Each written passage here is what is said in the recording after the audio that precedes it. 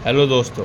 तो आज की वीडियो में हम 10th क्लास NCERT 3.4 का क्वेश्चन नंबर 3 सॉल्व करेंगे, वो भी विलोपन विधि से। इससे पहले कि हम दोनों ये करा चुके हैं। और हमारी वीडियो में हमेशा आप देखिएगा, जैसे ये क्वेश्चन रहते हैं तो हम पार्ट में डिवाइड कर देते हैं। अगर आप सर्च करिएगा deep math 10th class NCERT 3.4 का क्वेश्चन पार्ट 1, पार्ट 2, पार्ट 3 ऐसे करके आएगा। क्वेश्चन नंबर 1 का पार्ट 1, पार्ट 2, पार्ट 3, पार्ट 4, इस तरीके से आपको हमारी वीडियो ज़्यादातर देखने को मिलेंगी। तो आज हम बना रहे हैं पार्ट 3, ठीक है, विलोपन विधि से। इसको मैं लिख देता हूँ पार्ट 3 यहाँ पे, विलोपन।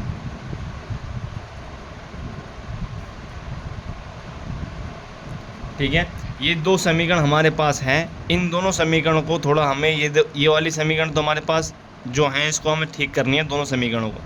ठीक है, समीकरणों को अरेंज करना आपको आता है तो बहुत अच्छी बात है, नहीं आता तो यहाँ देख लीजिएगा। समीकरणों को अरेंज करने के लिए एक्स वाई का मान इस साइड रखेंगे, और ये जो ये होता है ना, जो बिल्कुल वो होता है, उसको साइड रख देंगे। तो यहाँ 3x माइनस के 5y, और ये माइनस का 4 बराबर के उस साइड हो जाएगा प्लस का 4। ठीक है, इस तरीके से हमारी बन गई समीकरण 1। ठीक है, इस तरीके से यहाँ देखिए, यहाँ 9x तो है हमारे पास, लेकिन 2y उस साइड जा रहा है, तो 2y को इस साइड लाएंगे तो 9x माइनस के 2y इक्वल टू 7। ये हो गया समीकरण 2। ठीक है, अब हम प्रतिस्थापन विधि से कर रहे हैं, विलोपन विधि से कर रहे हैं। प्रतिस्थापन विधि से हम कर चुके हैं। तो अब आपको पता होगा कि इसमें करना क्या होता है। इसमें ये करना होता है कि हम दोनों समीकरण में से हमें एक टर्म्स, या तो इन दोनों को सेम बनाना है या इन दोनों को सेम बनाना है। किसी भी संख्या की गुणा करके हमें दोनों में से एक को सेम बनाना है। तो अब हम इसमें क्या करेंगे कि इन दोनों में से हमें सेम बन जाए। ठीक है, अगर हम समीकरण 1 में 3 की गुणा कर दें और 2 में 1 की गुणा कर दें, ठीक है, करो, तो यहाँ लिखेंगे समीकरण 1 में 3 की गुणा करने पर समीकरण 2 में 1 की गुणा करने पर। ठीक है दोस्तों, मैं आपको बोल भी रहा हूँ, तो आप थोड़ा ये आपको नहीं समझ में आ रहा होगा, तो मैं बोल भी रहा हूँ। समीकरण 1 में 3 की गुणा करने पर, समीकरण 2 में 1 की गुणा करने पर। ठीक है, अब समीकरण 1 में हम जो है 3 की गुणा करेंगे। इसमें अगर हम 3 की गुणा करेंगे तो ये हो जाएगा 9x, ये हो जाएगा 15y, ये हो जाएगा 12। ठीक है, इसमें कितनी गुणा कर रहे हैं, समीकरण 2 में 1 की गुणा कर रहे हैं, तो 9x माइनस के 2y इक्वल टू 7।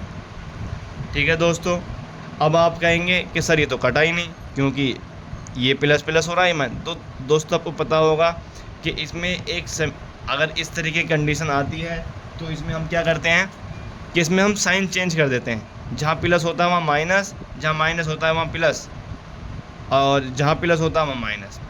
ये वाली हम जो है आपने करा होगा 9th क्लास में, बेहतर तरीके से आपको पता होगा। तो हमने इस तरीके से यहाँ प्लस की जगह माइनस, माइनस की जगह प्लस कर दिया। तो इससे हमें क्या फ़ायदा हुआ कि इससे ये कट गया। ठीक है, ये कट गया। यहाँ कितना बचा कि आपके पास 15 माइनस के 15y में से प्लस के 2y गया, तो माइनस के 13y बचा आपका। तो यहाँ लिखेंगे माइनस के 13y। यहाँ देखिए 12 में से माइनस का 7 गया, तो कितना बचा 5। तो y की वैल्यू कितनी आ जाएगी, ये माइनस का उस साइड पहुँच जाएगा, माइनस के 5/13। ठीक है, ये y की वैल्यू आ गई आपके पास। ठीक है, अब y का मान समीकरण या 1 में रख लो, 2 में रख लो, जिसमें आपका जी करे उसमें रख लेना। लेकिन आप ये देख लेना कैलकुलेशन आपको कहाँ आसान पड़ेगी। अगर हम 2 में रखेंगे तो थोड़ी कैलकुलेशन हमें आसान पड़ेगी। ठीक है, इस तरीके से, या जिसमें भी आप रखिएगा बस। तो यहाँ लिखेंगे y का मान समीकरण 1 में रख लो, आप 1 में ही रख लो, 1 में रखने पर, मैंने 1 में रखा है, आप 2 में रख के देख लीजिएगा, आंसर बिल्कुल सेम ही आएगा। ठीक है, यहाँ आ जाएगा 3x माइनस के 5 इंटू वाई की जगह मैं डायरेक्ट मान रख देता हूँ दोस्तों। ठीक है, डायरेक्ट तो यहाँ पे y की जगह क्या रखेंगे हम, माइनस के 5y, माइनस के 5/13 पूरा मान रखना है साइन के साथ, इक्वल टू 4।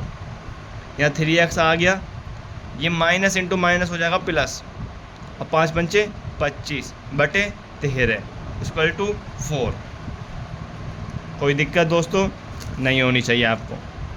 तो यहाँ हो जाएगा 3x इक्वल टू 4 माइनस के ये 25/13 को हम उस साइड ले जाएंगे बराबर के, तो ये प्लस का माइनस का हो जाएगा, तो 25/13, ठीक है। और इसके बटे में हमेशा 1 होता है, जिस संख्या के बटे में कुछ नहीं होता उस संख्या के बटे में 1 होता है, ठीक है, ठीक है। आप जो सोच रहे होंगे कि हम डायरेक्ट घटा देते हैं कि 4 25 में से 4 गया सीधा वो आपका 21 बचता, ऐसे नहीं होगा, क्योंकि ये बटे में है तो आपको एलसीएम लेना पड़ेगा। और एलसीएम नहीं लेना आता आपको तो यहाँ देख लीजिए, सीख लीजिए। एलसीएम लेने के लिए क्या करेंगे, पहली बात तो सबके नीचे 1 होता है, आपको ये बात पता चल गई। इन दोनों की गुणा कर दो, दोनों हरों की गुणा कर दो तो 13 आ जाएगा। इसको इसमें भाग दो कि अगर 1 को 13 में भाग देंगे 13 आएगा, 13 के ऊपर में गुणा कर दो, 13 चौका 52। जो यहाँ पे साइन रहेगा वो साइन यहाँ लगाओ, इसमें से इसको इसमें भाग दो, 1 आएगा, 1 के ऊपर वाले में गुणा कर दो 25। यहाँ हमारा 3x चल ही रहा है, ठीक है दोस्तों। इस तरीके से मैं लाइन यहाँ खींच लेता हूँ और इसको हम इधर साइड ट्रांसफ़र कर देते हैं, ठीक है। अब मुझे बताओ 52 में से 25 गया, कितना बचे, 27। 3x बराबर 27, 27/13। कोई दिक्कत दोस्तों नहीं होनी चाहिए, ठीक है। अब ये 3 देखो आप, यहाँ इंटू में है तो इंटू में है तो यहाँ चला जाएगा भाग में, क्यों, क्योंकि हमें सिर्फ x का मान निकालना है। तो यहाँ 3x है, इसलिए हम 25/3 इंटू 13 यानी कि 13, तो x बराबर कितना आ जाएगा, 25/39। इस तरीके से हमें ये y का मान आ गया और ये हमारा x का मान आ गया, ठीक है। 25/39 x का मान आ गया। अगर आप चाहते तो यहाँ y का मान समीकरण 2 में भी रख लीजिएगा, तब भी आपका यही आएगा, ठीक है दोस्तों। उम्मीद है कि आपको ये क्वेश्चन समझ में आया होगा। अगर आपको थोड़ा समझ में नहीं आया तो इस वीडियो को दोबारा देखिए और आपको बिल्कुल डाउट आपके सारे क्लियर हो जाएंगे, ठीक है दोस्तों। इससे पहले कि हम वीडियो करा चुके हैं, आप हमारे चैनल में देख सकते हैं, हमने प्लेलिस्ट भी बना रखी है आपके लिए। अगर आपको अच्छी लगी वीडियो तो हमें सब्सक्राइब कीजिए, लाइक कीजिए, ताकि हमारा जो है डायरेक्ट आपसे कॉन्टैक्ट बन जाए, ठीक है। तब चलो मिलते हैं नई वीडियो में, तब तक के लिए जय हिंद, जय भारत।